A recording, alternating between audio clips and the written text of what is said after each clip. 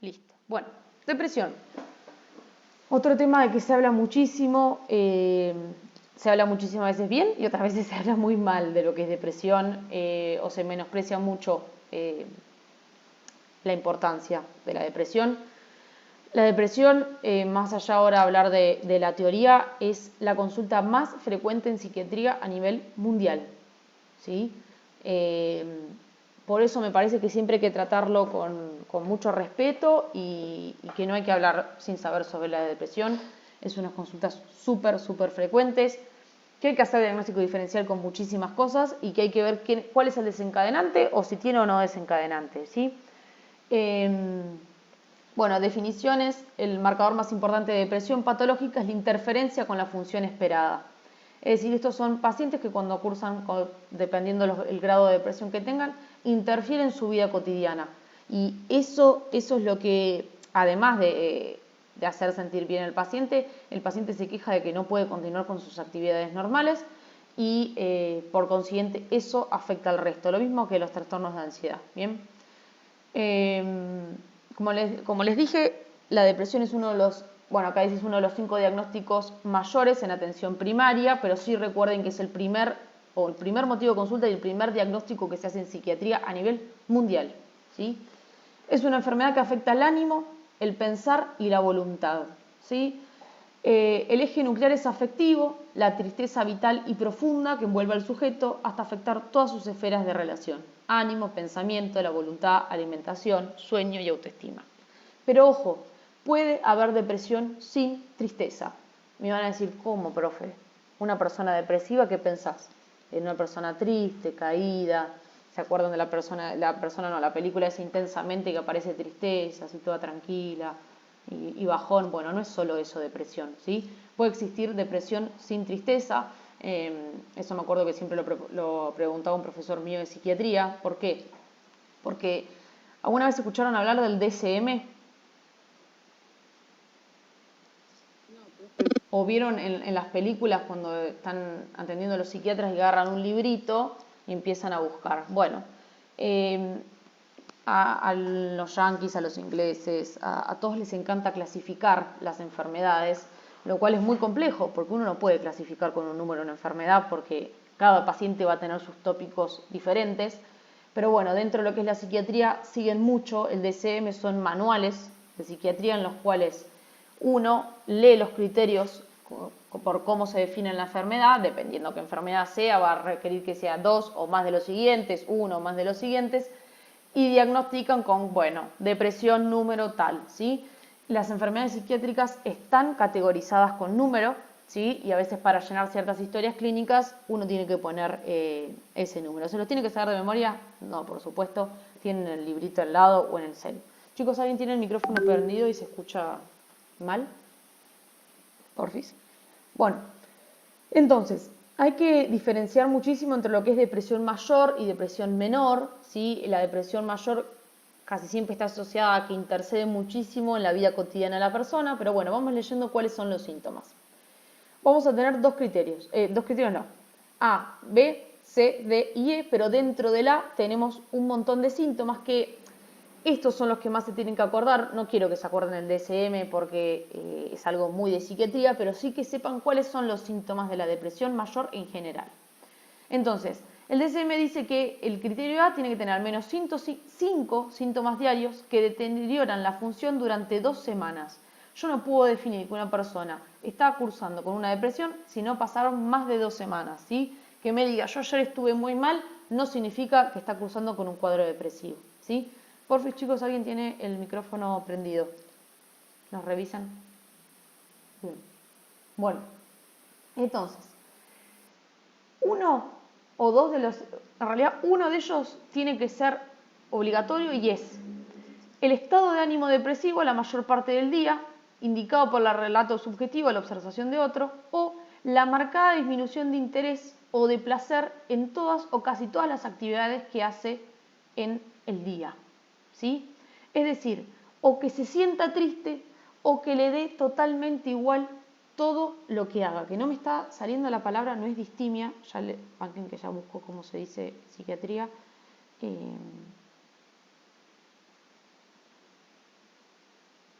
la anedonia, ¿sí?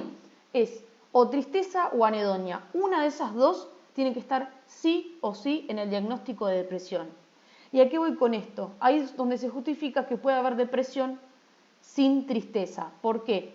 Porque a veces pueden estar la anedonia y la tristeza, los dos síntomas, o que el paciente solo curse con anedonia, que es la disminución del interés o del placer, en realidad, de cualquier actividad que haga, ¿sí? Y no es solo las ganas, no, la verdad que no tengo ganas de cursar un lunes a las 9 de la mañana.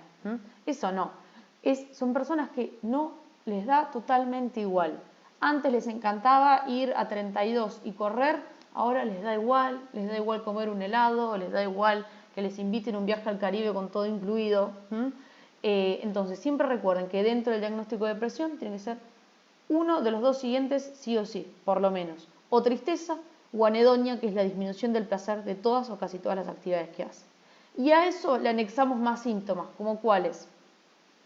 Pérdida significativa de peso o disminución del apetito, o puede haber aumento de apetito, no asocien solamente que la depresión es que bajen de peso, a veces hay personas que comen mucho más.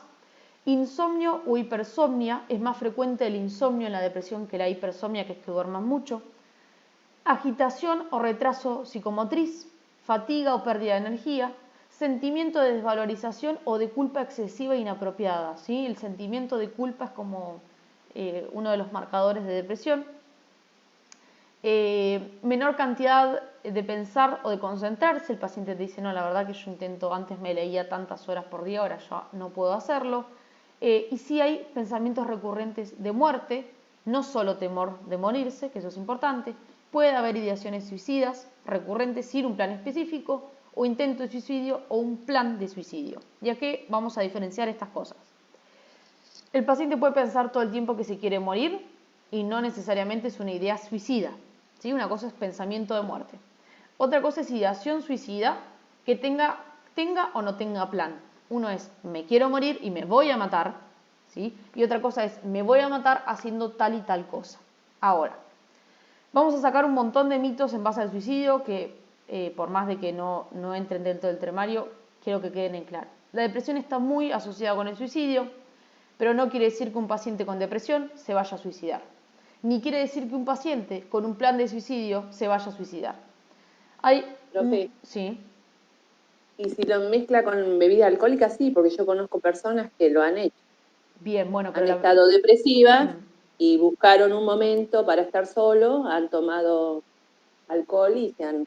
Sí, por supuesto, pero no todo paciente o toda paciente con depresión mayor se va a suicidar. Eso es lo que quiero que quede. Está dentro de las cosas que uno tiene que tiquear, ¿sí? No tienen que estar todos estos síntomas. Uno de ellos puede ser que se quiera morir y otra de ellas es que se quiera matar, ¿sí? Por supuesto que existen esos casos, por supuesto, ¿sí? Cuando anexan algún tipo de droga, ya sea alcohol, benzodiazepinas, la droga que fuese, generalmente es o para tomar coraje o para no ser conscientes en ese momento que están por realizar o por efectivizar el plan suicida. Por eso digo, es muy, muy complejo el tema del suicidio. Es más, estamos dentro del mes del suicidio, ¿sí? En el cual se intenta concientizar a las personas sobre esto, tanto a la persona con ideación suicida como a sus familiares, ¿sí? Que una persona tenga ideas suicidas no significa que va a consumar el suicidio, ¿sí? Tener ideación suicida es querer matarse, pero no necesariamente el paciente va a llegar a matarse, ¿sí? Ya sea o porque el paciente no puede hacerlo, porque no se siente capaz de hacerlo, o porque falló en el intento de hacerlo. El suicidio no es una cuestión hereditaria, ¿sí? No es que si en mi familia hubo 3 suicidios, yo tengo muchas probabilidades de suicidarme, no es así. Sí es verdad que existe cierto anexo psicológico y que dependiendo cómo se trate ese tema en la familia, que es muy personal de cada familia, vamos a ver cómo ese paciente se siente más o menos vulnerado con el tema, pero puede haber pacientes que se suiciden y no haya ningún antecedente familiar de suicidio.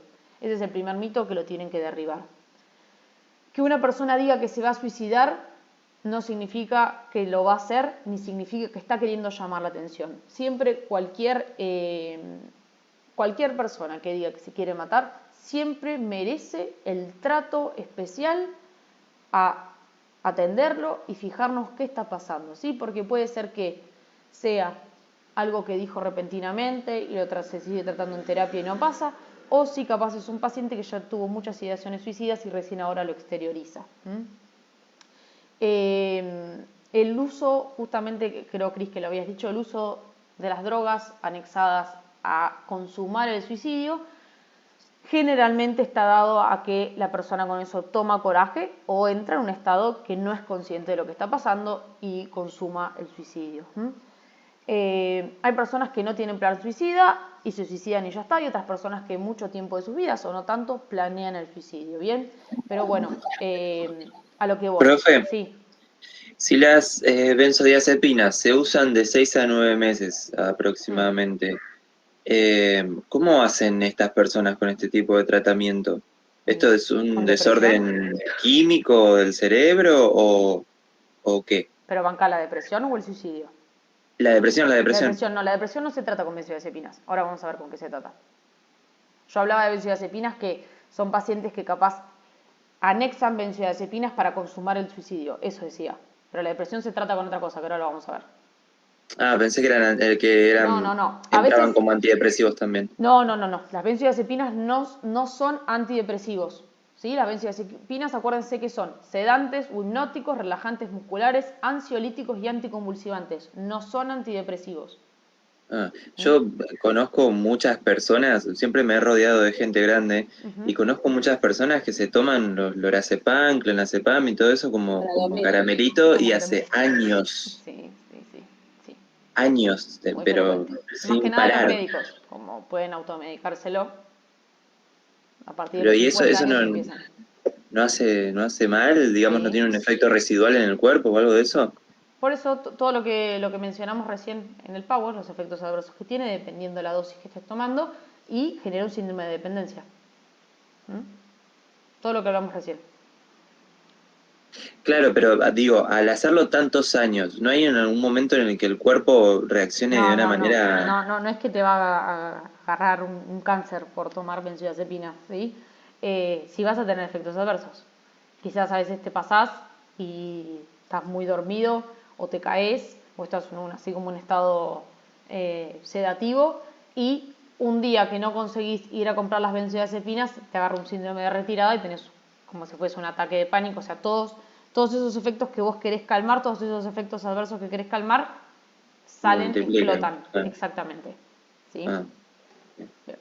Bueno, entonces recuerden, no toda persona con diagnóstico de depresión se va a suicidar. Eso es sumamente importante que lo entiendan. Por supuesto, siempre hay que hacer anamnesis y seguir al paciente con una terapia conductual o psicoanalítica o la paciente o lo que opte el paciente, ¿sí? E indagar si no hay ideación suicida y revisar eso, ¿sí? A estos pacientes ahora está muy en discusión cuándo se interna, cuándo no. Casi siempre se internan a los pacientes cuando tienen un riesgo para sí mismo y para los de afuera. Es decir, o puede hacerle algo a los de afuera o se puede hacer algo a él o ella misma, ¿sí? En esos momentos internamos al paciente y lo controlamos. Pero no sé si saben que ahora hay una nueva ley dentro de la psiquiatría, una nueva ley de salud mental en la cual se evita, y no quiero decir prohibido porque no sé si dice así la ley, que no existan más los manicomios. No tienen que haber más personas internadas constantemente en psiquiátricos porque eso los aleja de la sociedad y no ayuda al tratamiento. Bien, entonces, muy raro que lo tengan mucho tiempo internados esos pacientes, va a depender obviamente de la patología que tengan y, o sea, cómo estén cursando esa patología. Bien, pero recuerden, el depresivo no necesariamente lo vamos a internar, no necesariamente se va a matar, ni no necesariamente va a tener ideación suicida. Recuerden que sí o sí tiene que tener o tristeza o falta de placer al realizar sus actividades, que la palabra correcta es anedonia. Criterio B, los síntomas no cumplen los criterios de un episodio mixto bipolar. Hay que hacer acá mucha hincapié en la anamnesis del paciente, porque seguramente ustedes escucharon hablar del trastorno bipolar. Es más, dentro de, o sea, en una conversación común con algún amigo, capaz le decís, no, estás re bipolar, che. ¿Y qué es estar bipolar? ¿Alguno sabe qué es el trastorno de bipolaridad y no el bipolar que le decimos a un amigo cuando... ¿Pasar de un estado de ánimo a otro? Bien, un estado de ánimo... Rápido. ¿De qué manera? Claro, de estar bien Rápido. a enojarse, claro. Enseguida. Bien. ¿Estás bien o ratito mal? Bueno, eso es el famoso que le decimos, che, estás re bipolar. Bueno, es incorrecto eso puede ser que tenga cambios de humor y ya está. Dentro de los trastornos del humor está el trastorno de bipolaridad, que tenemos dos trastornos, que es la depresión y la manía. La depresión, acá tenemos, es una depresión mayor o menor, más que nada es depresión mayor. Y la manía es un estado de euforia que tiene el paciente, que puede estar asociado a algún tipo de alucinación, más raro, pero es un estado de hiperexcitabilidad, pero muy fuerte, no estar contentito, ¿sí? La manía propiamente dicho son pacientes que nunca se van a olvidar de ese cuadro maniático, ¿sí? Son pacientes que hay que calmarlos, en este caso, por ejemplo, pueden ser con benzodiazepinas en el momento agudo de la manía. ¿Por qué? Porque es un estado de euforia exageradísima. No les puedo definir qué cosas hacen porque va a depender de cada paciente, ¿sí? Pero pueden salir desnudos, pueden gritarles, se puede agarrar un ataque de agresividad, pueden reírse sin parar, pueden llorar sin parar. Sí, son cuadros muy, muy floridos. Es más, me voy a fijar a ver si en YouTube hay alguno, pero espero que no sea actuado uno de verdad. Para que vean lo que es un cuadro de manía. Y después está lo que es la hipomanía, que son momentos de felicidad aumentada, ¿sí? Por eso siempre a un paciente que estemos sospechando depresión le tenemos que preguntar, che, pero vos hace unas semanas ¿estabas igual que ahora, así triste, caído o con falta de ganas de hacer las cosas? O hace unas semanas estuviste un momento que estuviste más alegre, ¿sí? Y ojo, porque capaz el paciente te dice, no, ¿sabés que yo hace 2 semanas tuve una semana que estaba tan contento y alegre y saltaba y cantaba? Y ahí tenés que decir, ojo, fijémonos, indaguemos más, por supuesto que tiene su clasificación en trastorno bipolar en el DSM, para ver si no estamos ante un trastorno de bipolaridad en los cuales cursan con un tiempo de depresión y otro momento de manía, en realidad de hipomanía. La manía generalmente aparece como ataques, como brotes y algo que nos explicaban en psiquiatría. Profe, sí. Yo lo que vi en un programa de televisión fue que una mujer estaba con un ataque de euforia y que fue a consultar con un médico y le dijeron que que primero iba a ser como que iba a estar alegre todo el día y iba a llegar a un punto que le iba a agarrar una depresión, que iba a largarse a llorar de la nada, que le avisó a los familiares que eso iba a ser normal y que ahí tenían que sostenerla porque puede llegar a una depresión muy fuerte. Sí, puede irse a extremos, ¿sí? O que es un cuadro de manía muy extremo o de depresión mayor muy extremo. No, es más raro que pase así, que tengas una manía muy florida y que tengas un cuadro depresivo muy florido. Lo más frecuente es que esté asociado a una depresión mayor con hipomanías, ¿sí? Que tengan, así que vuelva a un estado de mayor alegría, pero no el ataque maníaco, que es muy, muy florido y que los pacientes no se lo olvidan más ni los familiares, ¿sí? El trastorno de bipolaridad es muy complejo, tarda en diagnosticarse. Si el paciente está cursando por el periodo de depresión va a tener un tratamiento y si está cursando por el periodo de manía va a tener otro tratamiento.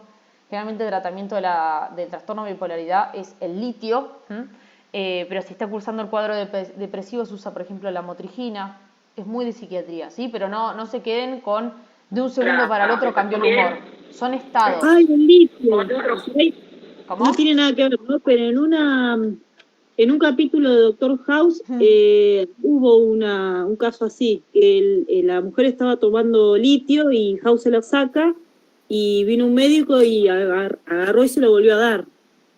Bueno, porque dependiendo no sé cómo fue el capítulo de Doctor House, pero dependiendo en qué periodo esté cursando, si de hipomanía o de depresión, va a haber un fármaco u otro, ¿sí? Siempre se define como que se da litio, pero bueno, no. va a depender del cuadro, por eso siempre son pacientes que están muy controlados. ¿Bien? Entonces siempre un paciente con... No, pero en la Sí. depresión también puede haber enojo. Sí. O un estado donde te molesta todo que no Bueno, querés ver. ahí va con la falta de interés o molestia, ¿sí? Va dentro de anedonia, entra dentro de ese combo, ¿sí?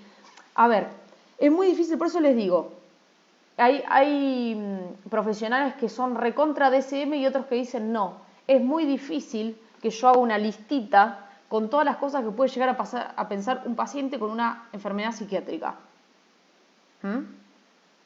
Dentro del enojo puede estar ahí asociado el sentimiento de culpa, en realidad, ¿sí? Que están enojados de que están en ese estado y que no pueden salir. Bueno, está asociado a esa desvalorización o sentimiento de culpa exagerada.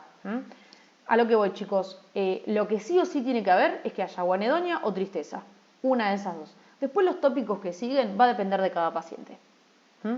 No vamos a dejar de diagnosticarlo como depresivo si quizás no tiene todos estos síntomas que tiene acá. ¿Bien? Bueno, en fin, esto sigue, es mucho más extenso. Sí, a la depresión la podemos clasificar en leve, moderada y grave. La leve tiene pocos síntomas o ninguno aparte de los requeridos para arribar al diagnóstico. Dígase, quizás solo tiene tristeza o quizás solo tiene anedonia o quizás tiene solo los dos. ¿Bien? Provocan un menor desempeño laboral o de las actividades sociales que, si bien están modificando la vida del paciente, no la modifican tan abruptamente. En cambio, el moderado ya empezamos a tener más síntomas, es como un intermedio, como todas las enfermedades cuando hay una clasificación en moderado, y grave son varios síntomas, además de la anedonia o tristeza, que notoriamente interfieren en la actividad o laboral o social o actividad habitual del paciente, y ahí es donde el tratamiento va a ir de lleno. Yo quiero que mi paciente tenga la misma calidad de vida que cualquier otro, quiero que pueda realizar las mismas actividades que hacía siempre y por supuesto que no pierda el laburo. ¿Sí? La depresión es una de las causas más frecuentes de pérdidas laborales. Bien. La depresión menor, hablamos de 2 o 4 síntomas depresivos diarios durante 2 meses, y la depresión mayor, hablamos de un cuadro florido de depresión con todos estos síntomas por 2 semanas. Si en 2 semanas cursó así, podemos decir que está cursando una depresión mayor, y si vemos que es algo más paulatino en el tiempo y algo que no interfiere tanto en la vida social, laboral, etcétera, del paciente, podemos clasificarlo como una depresión menor.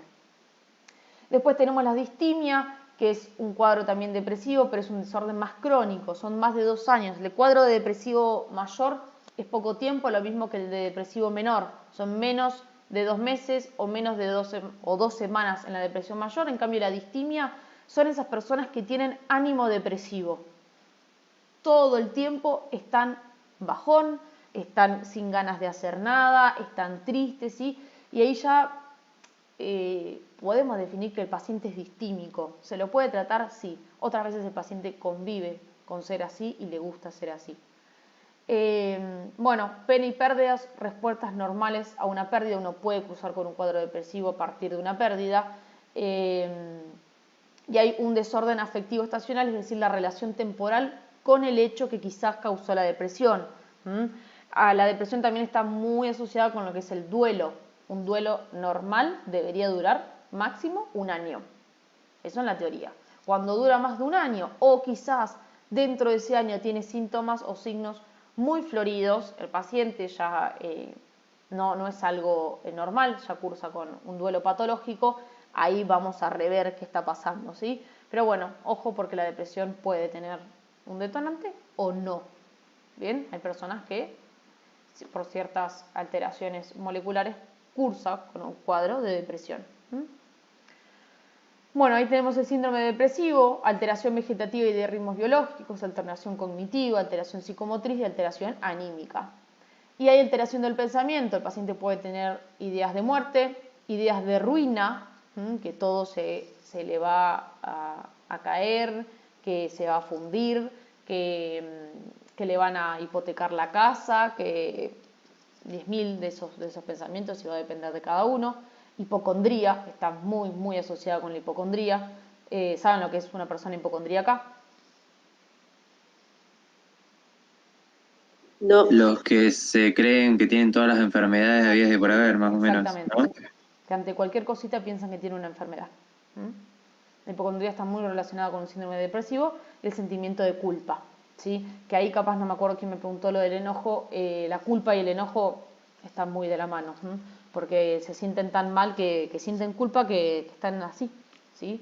Y como uno no es así, decir, bueno, listo, es muy complejo el depresivo con la sociedad, porque la sociedad lo que le dice es, dale arriba, meterle onda a la vida y a seguir, y no es así de simple, porque una depresión es una enfermedad y hay que tratarla con todo el respeto posible, ¿sí? Así que si tienen a un conocido con una depresión, por favor, no les digan, dale arriba, motivate arriba, porque no tiene ganas de levantarse, no tiene ganas de hacer cosas, y merece su respeto y que tenga compañía, ¿sí? Las enfermedades psiquiátricas se menosprecian muchísimo y afectan más que quizás un cáncer. Ojo, a lo que voy, un cáncer también es algo muy feo y que merece la suma atención y tratamiento, pero recuerden que las enfermedades psiquiátricas pesan muchísimo en la vida de los pacientes, hasta que a veces los inhabilitan completamente. En cuanto a la epidemiología de la depresión, más del 10% de la población general sufre depresión, un número altísimo. La depresión mayor ocurre en el 2 a 4% de los individuos en la comunidad, 5 al 10% de los de atención primaria y 3 a 5 para distimia. Distimia, recuerden que era ya el humor depresivo. En atención primaria de la salud es re importante darnos cuenta si estamos ante un paciente que cursa con depresión mayor para derivarlo a un centro de salud mental o con algún profesional de salud mental. El riesgo de depresión mayor en la comunidad es de 7 a 2 en el hombre y 20-25 años en la mujer, 20-25, perdón, años no, porcentaje. 10 al 20% de los pacientes con enfermedades médicas como diabetes o patologías cardiovasculares cursan con depresión, ya sea por los cambios de vida que tienen que hacer o porque ya capaz tuvieron alguna desestabilización en base a sus enfermedades y eso causa un cuadro depresivo. Y el 70% de los pacientes con depresión consultan por síntomas físicos, quizás no saben que están cursando con una depresión y vienen con que, no sé, no, les cuesta moverse, hablan raro, puede pasar con la depresión, ¿bien? La depresión es una enfermedad con remisiones y exacerbaciones, es decir, que el paciente no es que todo el tiempo va a estar en un cuadro depresivo, sino que hablan generalmente de episodios depresivos. Después del primer episodio, una tasa de más del 40% de recurrencia durante el periodo de 2 años, es decir, que esos pacientes hay que tratarlos.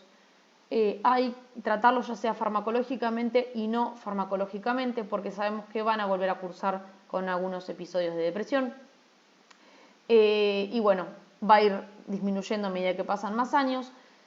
El 10 a 30% de los pacientes tratados por un episodio de depresión mayor tendrá una recuperación incompleta con síntomas persistentes o distimia, que ya es el humor depresivo crónico. ¿Bien? ¿Cómo evaluamos a los pacientes con depresión? Primero tenemos que tipificar, o sea, tenemos que decir que el paciente está cursando con un cuadro o un síndrome depresivo o no, ver su severidad, si es leve, moderado o grave. Hay que descartar si no hay causas secundarias a esa depresión. Distinguir, sí o sí, si no estamos ante un diagnóstico de depresión unipolar o bipolar. Un diagnóstico de depresión unipolar es que sea solamente depresivo, y si es bipolar, ojo con las manías o las hipomanías, porque el tratamiento es muy distinto. No se usan antidepresivos para el trastorno bipolar.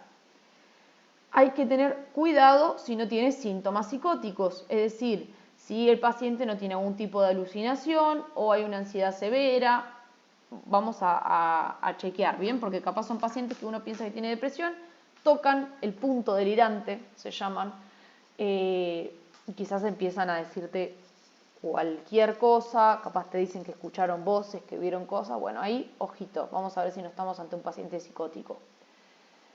Hay que ver si no toma alcohol o algún tipo de sustancia. Ojo con eso, porque el alcohol es uno de los elementos que mayor depresión genera. Dentro de todas las consecuencias del consumo crónico de alcohol, la depresión es la primera. Presencia de ideación suicida. Y ahí dentro de ello podemos diferenciar en presencia de intención o plan suicida u homicida, ojo.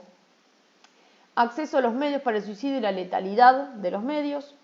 historia y gravedad de intentos anteriores y antecedentes familiares o exposiciones recientes al suicidio, ¿sí? No es tan lineal, no es que si tu papá, tu bisabuelo y tu tatarabuelo se suicidaron, vos también, pero por supuesto que hay que tenerlo en cuenta. ¿Por qué? Porque ese paciente desde que nació sabe qué es el suicidio, o no, dependiendo cómo lo haya transmitido en la casa. Pero bueno, que igual que no quede como totalmente anexado que sí o sí es una familia suicida, no. ¿Cuáles son los factores de riesgo? Suicida, por supuesto hay que controlarlos a los pacientes. Más de 40 años, hombre, antecedentes familiares, síntomas positivos como agitación, insomnio o hipocondría, enfermedades crónicas, ¿sí? Las enfermedades crónicas están muy asociadas con el suicidio, alcoholismo, aislamiento social o rechazo, falta de contención familiar, eso es un tópico importantísimo, ¿sí?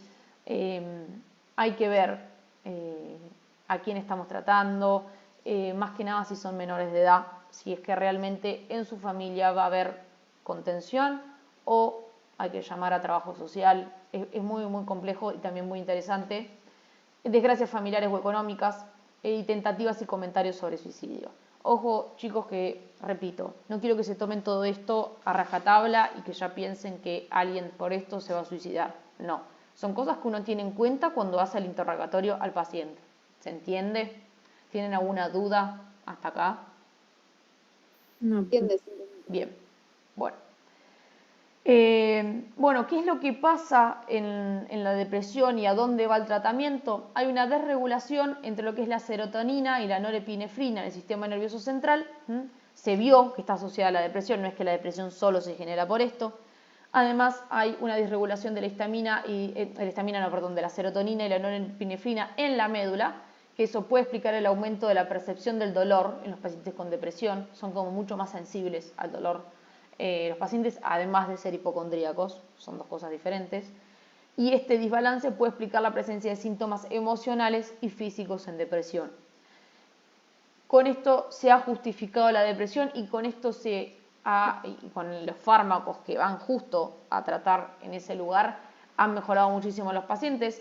Siempre es una gran discusión entre lo que es lo molecular y lo que es lo psíquico, ¿no? Entre dos ramas de lo que es la salud, pero bueno, sí sepan que hay una desregulación de la serotonina y la norepinefrina y que el tratamiento farmacológico va a ir apuntado ahí.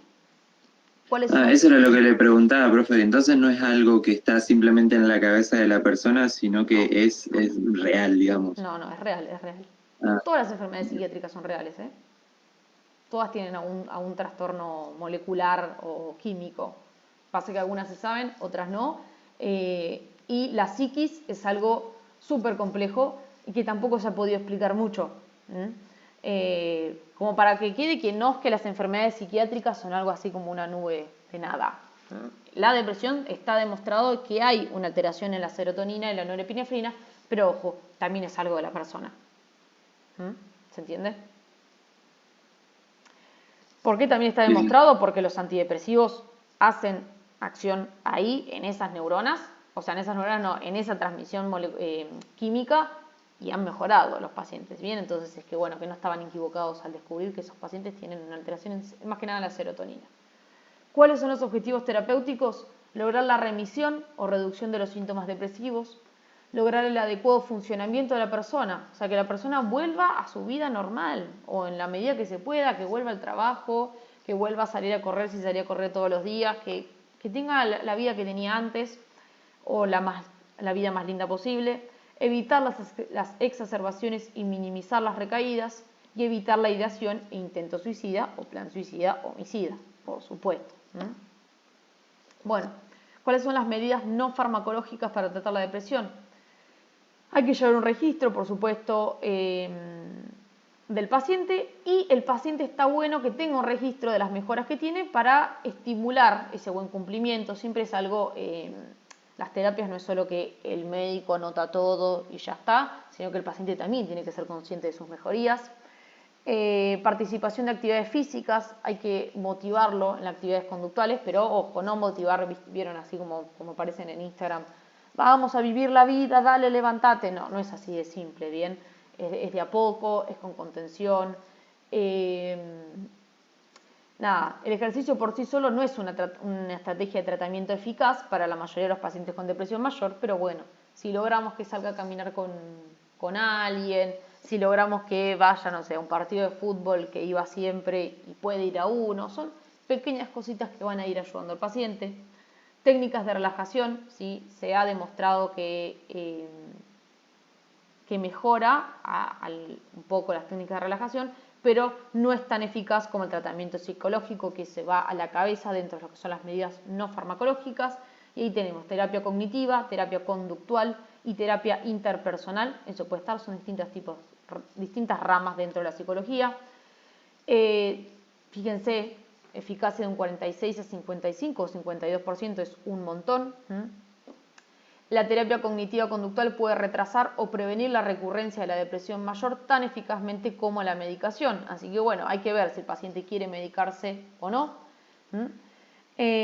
Bueno, dependiendo, cada país va a recomendar una cosa o la otra. Y siempre, chicos, por más de que lo recomiende la ONU, va a depender del paciente qué le sirve más. Si cognitivo-conductual, si psicoanalítica, si cognitiva, etcétera. Bien. Bueno, el tratamiento... ¿Pueden ser resilientes, profe? ¿Cómo? Las personas depresivas, ¿pueden ser resilientes o no? Sí, por supuesto. Depende de muchas cosas. Cómo es esa persona, si tiene ganas de ser tratada. O capaz es una distimia y le gusta estar con ese humor depresivo y convive con ello. Bueno, ¿cuáles son los grupos farmacológicos? Que no sé, ¿quién me estaba preguntando que lo había confundido con benzodiazepinas? No se utilizan benzodiazepinas para el tratamiento de depresión. Los antidepresivos, que son estos grupos farmacológicos, tardan en hacer efecto. A veces se le adosan benzodiazepinas hasta que hagan efecto. Otros profesionales dicen que eso es erróneo, que no se hace así, que esperamos a que suceda y hacemos una buena terapia psicológica acompañando al paciente hasta que hagan efecto los antidepresivos. Va a quedar en cada profesional de la salud.